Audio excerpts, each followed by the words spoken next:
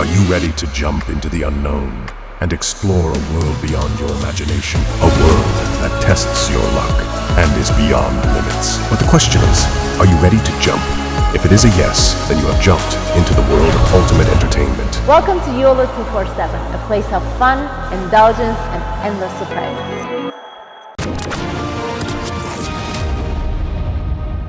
मौलाना फजलुर रहमान के 3 इंट्रोडक्शन मैं आपको देता हूं दोस्तों। पहला इंट्रोडक्शन, कश्मीर कमेटी का चेयरमैन काफी सालों से। नंबर 2, जैसा मैंने बताया, पीडीएम का हिस्सा, जो सरकार चला रही है उसका हिस्सा। और तीसरा, जो बाजौर में सुसाइड अटैक हुआ है ना, ये इसी की महफिल में हुआ है। जय हिंद दोस्तों, मैं हूं मेजर गौरव आर्य और आप देख रहे हैं आज की ताजा तरीन खबरें। अच्छा, पाकिस्तान में सेनेट में एक बिल इंट्रोड्यूस करा। बिल क्या इंट्रोड्यूस करा साहब, कि जो भी पार्टीज हाईली रेडिकल होंगी, वायलेंट होंगी, एक्सट्रीमिस्ट पार्टीज होंगी पाकिस्तान में, व्हेन आई से पार्टीज, मेरा मतलब रिलीजियस पार्टीज नहीं, मेरा मतलब दल, कोई भी ग्रुप जो कि रिलीजियस एक्सट्रीमिज्म में विश्वास करेगा, जो कि मारकाट में वायलेंट एक्सट्रीमिज्म में विश्वास करेगा, उसको पॉलिटिक्स में हम आने नहीं देंगे, वो इलेक्शंस नहीं फाइट कर सकता। ऐसा बिल पास करा। अच्छा, बिल अपने आप में ठीक है, I agree with this bill कि ऐसे लोगों को पॉलिटिक्स में हिस्सा नहीं लेने देना चाहिए। लेकिन वायलेंट एक्सट्रीमिज्म में 99% पाकिस्तानी बिलीव करते हैं। 99% पाकिस्तानीज, आप पूछिए किसी सड़क चलते पाकिस्तानी से, जिहाद फी सबीलिल्लाह, ये क्या है? ये वायलेंट एक्सट्रीमिज्म ही तो है, ये टेररिज्म ही तो है। व्हाट इज जिहाद? जिहाद इज टेररिज्म। आप उसको लपेट लुपोट के किसी भी तरीके से हमें पेश कर दें, लेकिन जिहाद के नाम से लोगों का सिर्फ कत्ल हुआ है, भला किसी का नहीं हुआ जिहाद के नाम से। ठीक है, तो ये बिल फेल हो गया क्योंकि लोगों ने, पॉलिटिशियंस बाकी डर गए। बोला साहब हमसे तो पूछा नहीं आपने। बोला कि ये तो सिर्फ नवाज शरीफ की पार्टी और जरदारी की पार्टी, यानी पाकिस्तान मुस्लिम लीग नून और पाकिस्तान पीपल्स पार्टी, ये दोनों पार्टीज ने मिलकर फ्लोट कर दिया, हमसे तो पूछा ही नहीं। तो जो पीडीएम है, पीपल्स डेमोक्रेटिक मूवमेंट, पीडीएम, जिसकी सरकार है, जिसका हेड शहबाज शरीफ है, राइट, उसने, पीडीएम की आधी पार्टियों ने मना कर दिया कि हम तो सपोर्ट ही नहीं करते आपका बिल। उसमें से एक बंदा था जिसने सपोर्ट नहीं करा, उसने बोला कि नहीं, चाहे टेररिस्ट हो, चाहे कोई भी हो, उसको पॉलिटिक्स में आने का हक होना चाहिए। वो कौन था? मौलाना फजलुर रहमान। मौलाना फजलुर रहमान कौन है?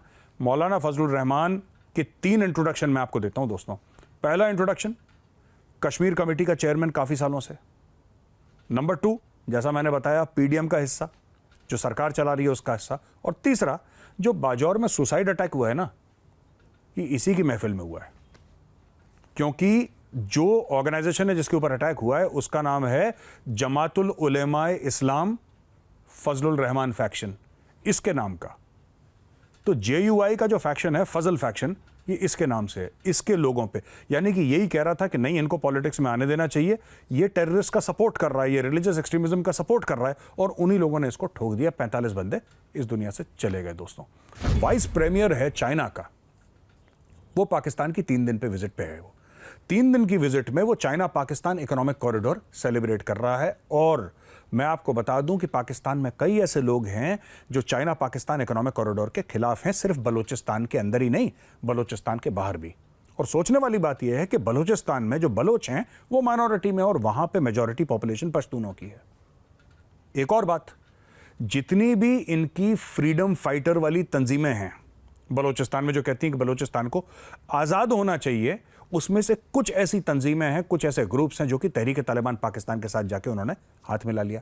एक दिन पहले की यह खबर है कि तहरीक तालिबान पाकिस्तान ये कह रहा है कि साहब हम अलकायदा के साथ मिल जाएंगे। तो यहां पे इस तरीके का, जैसे हम लोग जिसको कॉर्पोरेट में कहते हैं ना, मर्जर्स एंड एक्विजिशंस, यहां पे ये सब चल रहा है। ये इसका हिस्सा बन गया, इसका हिस्सा बन गया, तो ये सब जवाबी कार्रवाई हो रही है।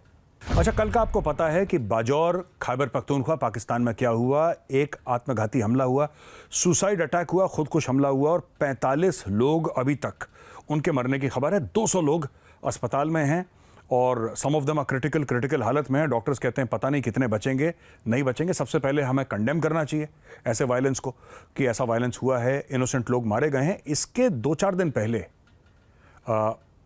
अदनान अफरीदी नाम का एक पुलिस वाला मारा गया था, वो भी आत्मघाती हमले में मारा गया था। कहने की बात यह है कि दोस्तों, पिछले 7 दिन में यह तीसरा आत्मघाती हमला है जो खैबर पख्तूनख्वा में हो रहा है। अब मैं आपको यह बताऊंगा ये हो क्यों रहा है, कारण क्या है इसका, ये क्यों हो रहा है और इसकी हिस्ट्री क्या है, ये जानना बहुत जरूरी है।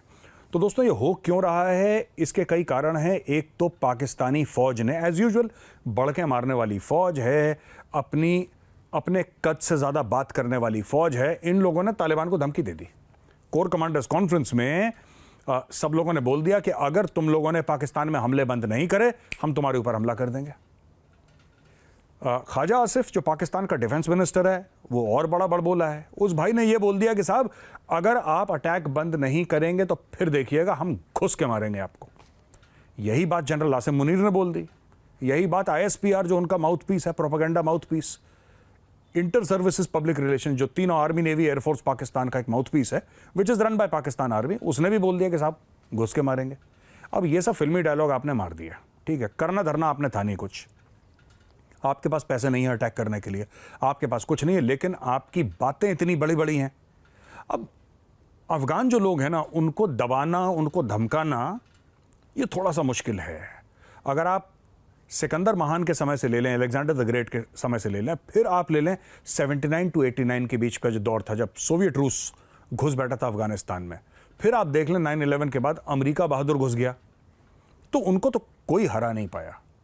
और यही अफगान कहते हैं, मैं जब भी किसी अफगान से बात करता हूं तो यही कहते हैं कि साहब देखिए, हम पाकिस्तान का बुरा नहीं चाहते, लेकिन पाकिस्तान जिस तरीके से हमें ट्रीट करता है, जिस तरीके से पाकिस्तान हमें देखता है कि अपना 5वां सूबा बना ले, 5th स्टेट बना ले, 4 स्टेट है पाकिस्तान में, 5th अफगानिस्तान को बना ले, और हमारे मामले में इंटरफेयर करता है, तो हमारे मामले में आज तक कौन इंटरफेयर कर पाया है जो पाकिस्तान करेगा?